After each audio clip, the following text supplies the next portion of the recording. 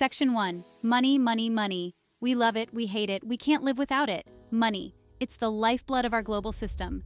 From the minute we wake up to that late-night online shopping spree, money is there. But what if I told you the money, as we know it, is on its way out? Sounds crazy, right? Well, hold on to your hats, folks, because that's exactly what James Rickards, a renowned financial expert, argues in his book, The Death of Money. Rickards isn't saying money is going to disappear entirely. He's arguing that the current system, the one built on dollars, euros, and yen, is heading for a meltdown.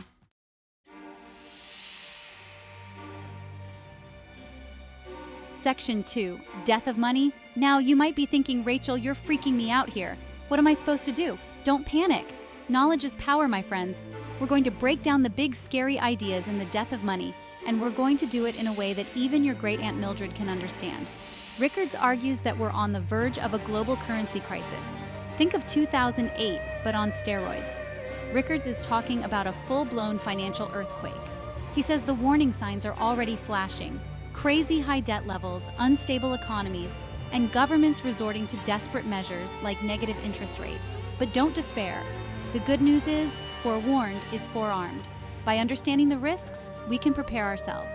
So buckle up, Buttercup, because we're about to embark on a wild ride through the world of finance, currency crises, and how to survive, and maybe even thrive, when the whole system goes haywire.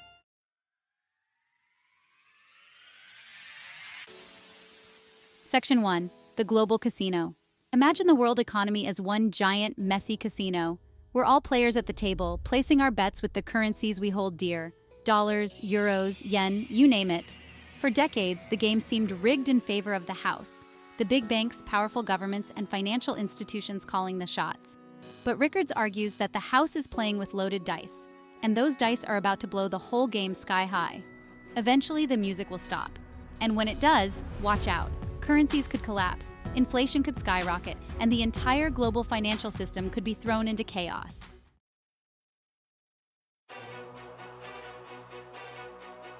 So, why is this happening now? Why is the global financial system teetering on the brink? According to Rickards, it all boils down to one thing: complexity. He says our financial system has become so interconnected, so convoluted, that it's like a giant house of cards. One wrong move, one unforeseen event, and the whole thing could come crashing down. Think about it. The 2008 financial crisis started with subprime mortgages in the United States. But within weeks, it had spread like wildfire across the globe, bringing banks and entire economies to their knees. Rickards argues that the system is even more vulnerable today than it was in 2008. The global debt bubble has continued to inflate, fueled by cheap credit and reckless spending.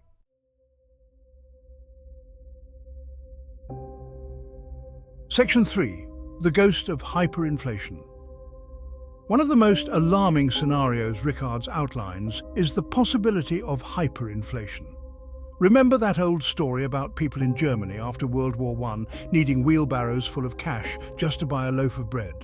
That's hyperinflation, a rapid and uncontrollable rise in prices that can devastate economies and wipe out savings. Now, we're not talking about the price of milk going up a few cents. We're talking about prices doubling, tripling, or even quadrupling in a matter of days, weeks, or months. It sounds crazy, but it's happened before. And according to Rickards, the conditions are ripe for it to happen again.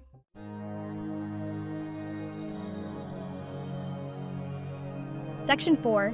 The Gold Rush Redux? So if the current financial system is so fragile, if a global currency crisis is imminent, what's the solution? Well, Rickards has some ideas, and one of his most controversial suggestions is a return to the gold standard. Now, before you dismiss this as the ramblings of a gold-hoarding doomsayer, hear him out. Rickards isn't suggesting we all go back to carrying around sacks of gold coins. He's arguing that gold, as a tangible asset with intrinsic value, could play a stabilizing role in a world of increasingly volatile fiat currencies. Think of it like this. Gold is like the insurance policy you hope you never have to use. It's a hedge against inflation, a safe haven in times of economic turmoil.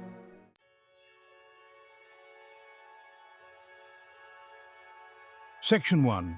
Deja vu all over again, echoes of the past.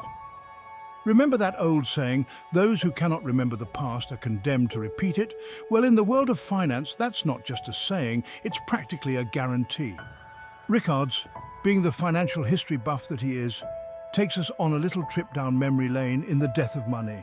See, long before subprime mortgages and collateralized debt obligations were even a twinkle in Wall Street's eye, there were currency crises. And guess what? They all share some eerily similar characteristics to what we're seeing today. We're talking excessive debt, reckless speculation, and governments trying to print their way out of trouble. It's like watching a financial train wreck in slow motion. We've seen this movie before, and we know how it ends. A pause 3S. Section 1. The Tulip Mania Meltdown. Imagine a world where a single tulip bulb could buy you a mansion. Sounds crazy, right? But that's exactly what happened in the Netherlands during the early 17th century. Known as Tulip Mania, this was one of the first recorded speculative bubbles in history. People from all walks of life were caught up in the frenzy, trading tulip bulbs at prices that reached astronomical levels. But as with all bubbles, it eventually burst. Pause 2S. The aftermath was catastrophic. Fortunes were lost overnight, and the Dutch economy took a significant hit. This historical episode serves as a powerful reminder of the dangers of speculative behavior and market euphoria. It's a cautionary tale that echoes through the centuries, warning us of the perils of irrational exuberance and the inevitable collapse that follows. Pause 2S. Just like the excessive debt and reckless speculation we see today, Tulip Mania shows us that human nature hasn't changed much over the years. When greed and fear take over, the financial consequences can be devastating. So the next time you see a market skyrocketing, remember the tulips. History has a funny way of repeating itself. Finance on a tightrope. Explain the delicate balance of modern finance and the risks involved. Pause 5S. In the grand theater of global finance, imagine a tightrope walker, precariously balanced, every step a calculated risk. Modern finance is much like this performer, balancing innovation and stability, growth and risk. The financial system is a complex web of interdependencies, where a misstep can send shockwaves through the entire economy. From high-frequency trading algorithms to the shadow banking system, the stakes are higher than ever. Pause 3S. The 2008 financial crisis was a stark reminder of how quickly things can go wrong. What started as a housing market correction in the United States spiraled into a global financial meltdown. Banks that were deemed too big to fail found themselves on the brink of collapse, and governments around the world had to step in with massive bailouts. Pause 3S. The delicate balance of modern finance means that while opportunities for growth and wealth creation are unprecedented, so are the risks. It's a high-wire act with no safety net, where the consequences of a fall are catastrophic. So, how do we navigate this tightrope? By staying informed, diversifying our investments, and always being prepared for the unexpected. Because in the world of finance, the only constant is change. Pause 5S. Now let's dive deeper into a crucial aspect of modern finance: systemic risks. Imagine a single domino falling, triggering a cascade of tumbling pieces. This is the essence of systemic risk, where the failure of one entity or component can set off a chain reaction, leading to widespread financial instability. Pause 3S. Consider the interconnectedness of global banks, financial institutions, and markets. When one major bank faces difficulties, its troubles can ripple through the financial system, affecting other banks, investors, and ultimately the broader economy. This interconnectedness can amplify minor issues into major crises. Pause 3S. The 2008 financial crisis is a prime example of systemic risk in action. What began as problems in the subprime mortgage market quickly escalated, affecting global credit markets and leading to a severe economic downturn. The collapse of Lehman Brothers was a stark reminder of how interconnected and fragile our financial system can be. Pause 3S. Systemic risks are not limited to financial institutions alone. They can also arise from geopolitical events, technological disruptions, or even natural disasters. The COVID-19 pandemic, for instance, exposed vulnerabilities in supply chains, labor markets, and healthcare systems, highlighting the far-reaching impact of systemic risks. Pause 3S. So, how can we mitigate these risks? By strengthening regulatory frameworks, enhancing transparency, and promoting resilience within the financial system. It's a collective effort that requires vigilance, coordination, and a proactive approach to identifying and addressing potential vulnerabilities. Pause 3S. Understanding systemic risks is essential for navigating the complex landscape of modern finance. By staying informed and prepared, we can better anticipate and manage the challenges that lie ahead, safeguarding our financial well-being in an ever-changing world. Pause 5S. Now, let's explore a topic that has fascinated humanity for millennia: gold and other precious metals. Are they merely shiny relics of the past, or do they hold a crucial role in financial stability today? Pause 3S. Gold, in particular, has been a symbol of wealth and power throughout history. From ancient civilizations to modern economies, it has served as a medium of exchange, a store of value, and a hedge against inflation. But what makes gold so special? Pause 3S. Unlike fiat currencies, which can be printed at will, gold is a finite resource. Its scarcity and durability make it a reliable store of value over the long term.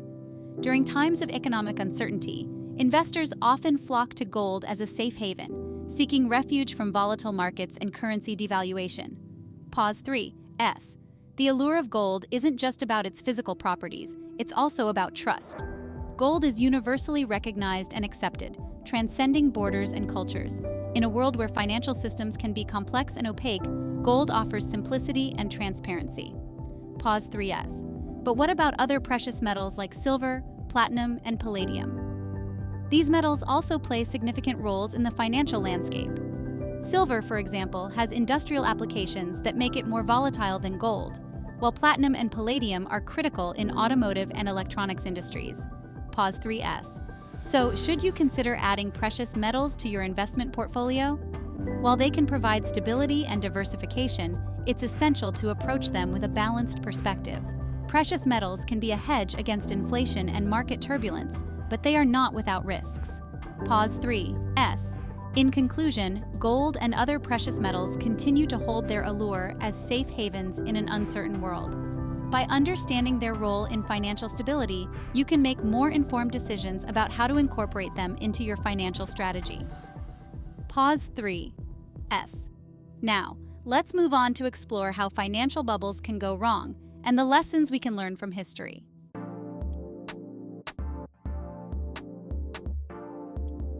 Section 3. From tulip mania to .com, bust, bubbles gone wrong. Fast forward a few centuries, and we see the same pattern repeating itself over and over again. Rickards takes us on a whirlwind tour of history's greatest financial bubbles, from the Dutch tulip mania of the 17th century to the .com bubble of the late 1990s. Remember when people were trading their houses for tulip bulbs? Or when internet companies with no revenue and even less of a business plan were being valued higher than Fortune 500 companies? Yeah, those were fun times. Until they weren't. See, every bubble, no matter how irrational, starts with a kernel of truth. Tulips were beautiful and exotic. The internet did have the potential to revolutionize the world. Imagine a row of dominoes, each one representing a different part of the economy. Now picture what happens when the first domino falls. This is the domino effect, a chain reaction that can bring entire economies to their knees. Over-reliance on debt can set this sequence in motion. Debt, in moderation, can be a useful tool. It allows businesses to grow, individuals to invest in their futures, and governments to fund essential services.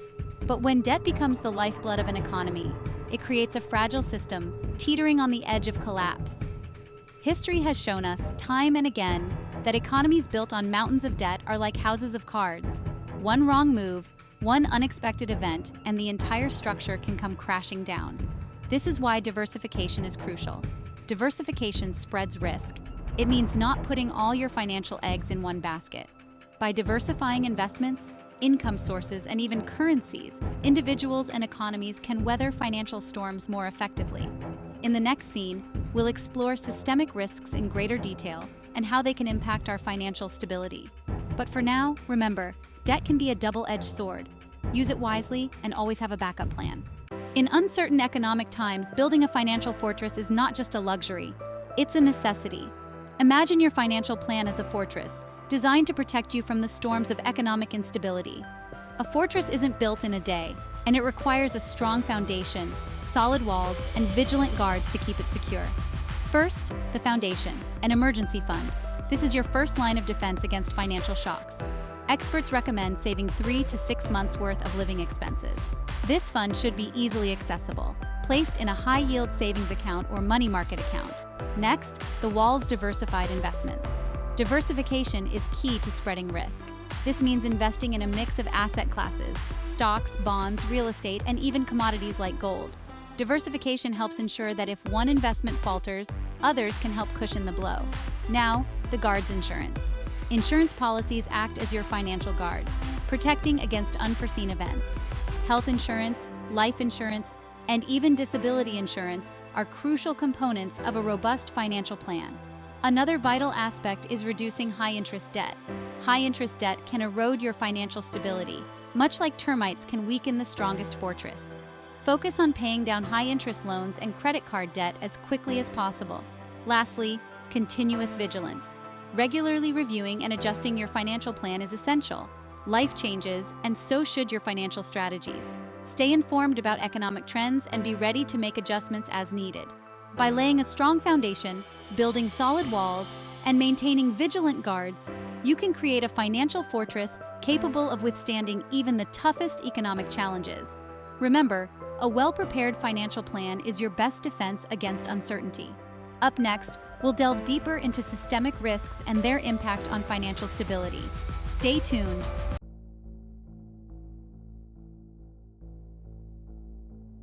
Section 4. The trust deficit. When faith in fiat crumbles. Here's the thing about money, it's all about trust.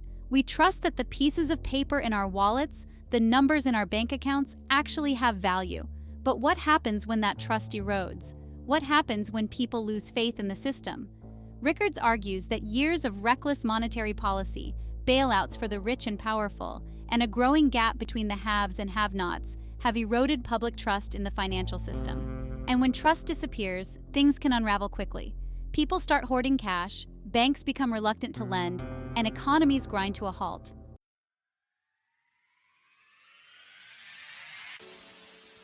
Okay, so we've talked about the problem, the looming threat of a global currency crisis. Now let's get to the good stuff. What can you actually about it? Don't worry, Rickards doesn't leave us hanging. The Death of Money is full of practical advice for weathering the financial storm. Think of it as your survival guide for the financial apocalypse. But instead of zombies, we're battling hyperinflation and collapsing currencies. Way more terrifying, right? First and foremost, Rickards emphasizes the importance of being prepared. This isn't about panicking, it's about taking sensible steps to protect yourself and your loved ones. Think of it like prepping for a hurricane. You don't wait until the storm hits to board up your windows and stock up on bottled water, do you? No way. You prepare in advance so you can weather the storm with as little disruption as possible. The same principle applies to your finances. By taking proactive steps now, you can mitigate your risk and potentially even come out ahead when the dust settles. Remember, knowledge is power. And the more you understand about the risks and potential solutions, the better equipped you'll be to navigate the choppy waters ahead.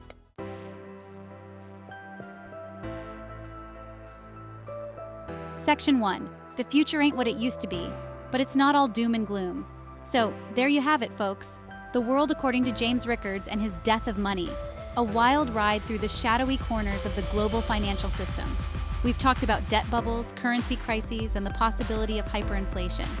We've seen how history tends to repeat itself, especially when it comes to financial folly. And we've even touched on some unconventional assets like gold, land, and yes, even canned goods. Now I know what you're thinking. Rachel, you've scared the living daylights out of me. Is there any hope for the future? Don't worry, I'm not about to leave you in a state of existential financial dread. While Rickards doesn't sugarcoat the risks, he also offers a message of hope. See, here's the thing about the future. It's not predetermined. It's not some fixed point on the horizon we're all inevitably hurtling towards. The future is what we make it. And by understanding the challenges we face, the economic imbalances, the fragile systems, the potential for crisis, we can make informed choices today that create a more stable and prosperous tomorrow.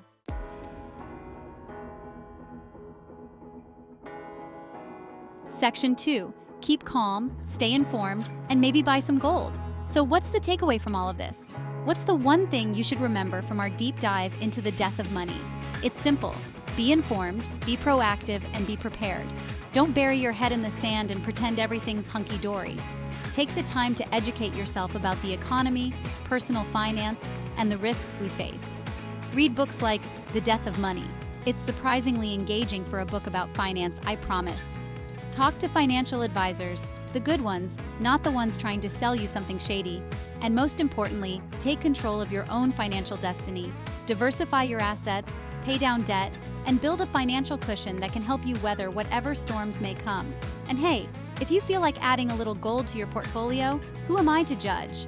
It's your financial fortress of solitude after all. The future may be uncertain, but that doesn't mean we have to face it with fear and trepidation. By staying informed, being proactive, and maybe stocking up on a little extra ramen, just in case, we can navigate the challenges ahead and create a more resilient and prosperous future for ourselves and generations to come. And on that note, I'm off to check my gold reserves. Until next time, stay informed, stay engaged, and most importantly, stay fabulous. Remember, knowledge is power, and with the right information, you can make the best decisions for your financial future.